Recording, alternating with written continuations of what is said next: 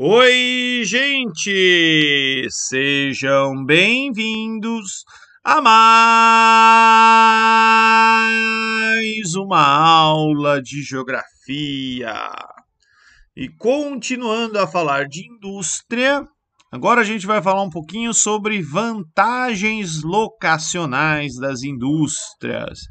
Também, né, como essas vantagens se aplicam aqui no Brasil, gerando um fenômeno chamado concentração industrial, né?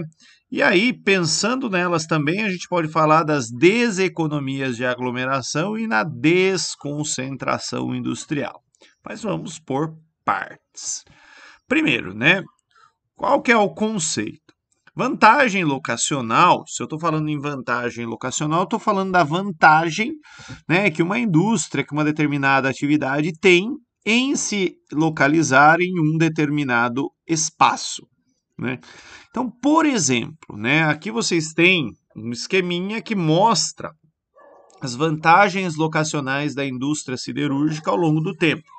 Aquilo que é vantajoso muda ao longo do tempo por uma série de fatores. Pode ser a maneira de produzir, pode ser tecnologias de transporte, pode ser preços de matéria-prima, preços de lidar com os rejeitos, preço da mão de obra, uma série de fatores. Mas aqui, ó, a gente tem 4 momentos da indústria siderúrgica. Então, num primeiro momento, né, onde havia siderúrgica? Havia siderúrgica em lugares que combinavam, né, onde 4 características aconteciam bem próximas. Então, tinha mercado, tinha reservas de minério de ferro e de carvão mineral, e aí se instalava a indústria siderúrgica, né? Então, ela estava no meio do caminho entre os três, mas bem pertinho dos três. Num segundo momento, né, o minério de ferro poderia ser transportado. E aí a indústria siderúrgica ficava perto do mercado e das reservas de carvão. Em um terceiro momento, a indústria siderúrgica, né, ficava perto do mercado e tanto o carvão quanto o minério de ferro eles eram transportados. E agora, num quarto momento, né, a gente vai ter aqui a usina siderúrgica perto do mercado, se aproveitando da sucata, reciclando sucata, né, e o carvão mineral que é transportado. Aqui no Brasil tem uma siderúrgica da Gerdau, acho que é em São Roque ou Araçariguama, mas está bem na fronteira ali dos dois municípios, pertinho da Grande São Paulo, que seria um grande mercado, seja para fornecer sucata, seja para comprar, né, as barras, lingotes, ferros processados aí. Então, ó, em cada momento as indústrias tinham vantagens por se localizar em determinado lugar. Com o tempo, com as mudanças tecnológicas, né, e interesses da sociedade, essas vantagens vão mudando. Vamos olhar para a indústria brasileira.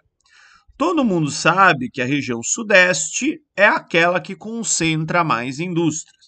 E ela concentra mais indústrias porque lá em 1930, né, já havia aqui no Sudeste uma série de fatores locacionais que tornavam, né, a localização vantajosa. Por exemplo, estava perto de fontes de matéria-prima, estava perto de redes de energia, tinha mão de obra dos imigrantes e dos seus descendentes, houve, né, a crise e aí, né, a mudança do setor econômico também, né, quem vivia só de produzir café viu que precisava investir em alguma outra coisa. Havia ali o capital acumulado com café, estava perto da capital federal, havia infraestrutura de transportes e havia mercado consumidor. Então, essa conjunção de fatores, né, alguns deles vêm até do período ali do Império, da Primeira República, né, fizeram com que a indústria se concentrasse, né, no Sudeste e dentro do Sudeste, principalmente em São Paulo. Além disso, após as primeiras indústrias se instalarem em um lugar, elas vão criar condições mais atraentes para as novas indústrias que estão chegando. Isso gera um processo chamado de concentração industrial. Eu explico. Né? Tem uma indústria instalada no lugar, vai ter funcionários que recebem salários e, portanto, eles são consumidores. Tem uma indústria se instalou num lugar, ela qualifica trabalhadores, vai ter ali maior presença de trabalhadores qualificados. A indústria se instalou num lugar, as redes de transporte vão estar melhor organizadas, o acesso à energia vai estar melhor organizado. Então, tudo isso acaba favorecendo que outras indústrias se instalem perto da primeira. Processo concentração industrial. Por isso que o número de indústrias no Sudeste ele foi aumentando. Né? Aqui, só para vocês verem, né, a comparação industrial do Sudeste brasileiro com outras regiões, né? O Sul está em segundo lugar, mas é bem nítido aqui, ó, como o Sudeste tem mais indústria, dentro do Sudeste São Paulo. Aqui, ó, número de empresas também, ó, pontinhos, né, de São Paulo bem maior. Aqui é o mapa de PIB por estado, né? Como São Paulo tem mais indústria, São Paulo produz, né, produtos de maior valor e com isso seu PIB também vai ser maior. Bem, e aí chega um ponto que aquele monte de indústrias pode começar a gerar problema uma para as outras. É o que a gente chama de deseconomia de aglomeração. O que é uma deseconomia de aglomeração? Por exemplo, né, se eu tenho muitas indústrias num determinado lugar, elas começam a competir pelos melhores trabalhadores. E aí o valor do trabalho sobe. Tá? Se eu tenho muitas indústrias num lugar, o governo não vai ficar preocupado em atrair indústria. Então o imposto vai ser maior. Se eu tenho várias indústrias num lugar e a infraestrutura de transportes ela é limitada, o custo de transporte aumenta. Mais trabalhadores, né, vai ter melhor organização dessa mão de obra, vão formar aí sindicatos e o custo da mão de obra também aumenta. Tem mais fiscalização do Estado. Se a indústria não quiser pagar imposto, se quiser poluir, se quiser fazer alguma coisa errada, vai ser mais difícil.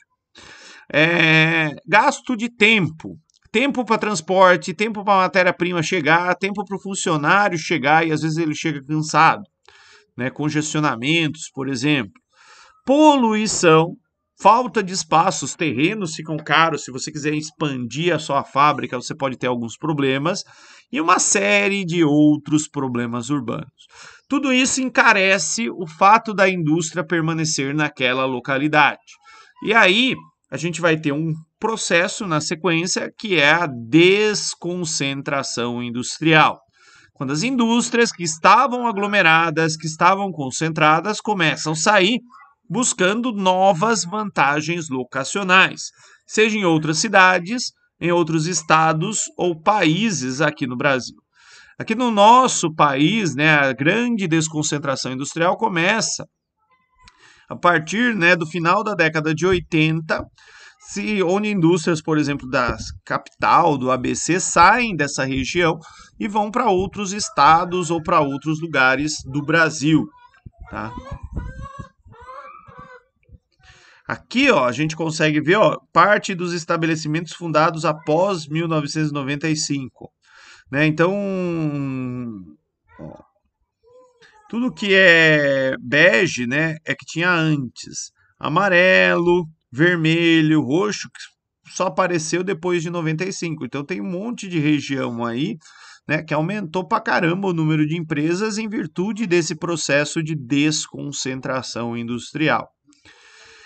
Aqui também a gente consegue observar a desconcentração, ó, pelo emprego na indústria, como era até 1990 e como ficou em 2007. Né? Dá para ver que tem mais emprego na indústria no interior do país.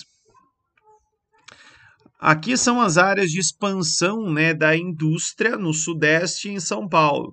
A maioria delas vai seguir, né, o eixo das grandes rodovias, já que essa é a principal opção de transporte que existe. Então, tem que se localizar perto da rodovia para receber matéria-prima e para facilitar o escoamento dos produtos. Né? Aqui um detalhe, né, de São Paulo, aqui seria o eixo, né, da Anhanguera, Bandeirantes, né? E aqui o eixo da Rondon, Castelo Branco, né? Indo para o interior. Aqui são as rodovias, né?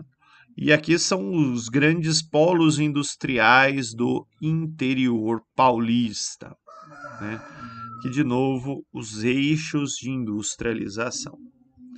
E era isso que eu tinha para falar para vocês agora. Muito obrigado a todos e tchau, tchau.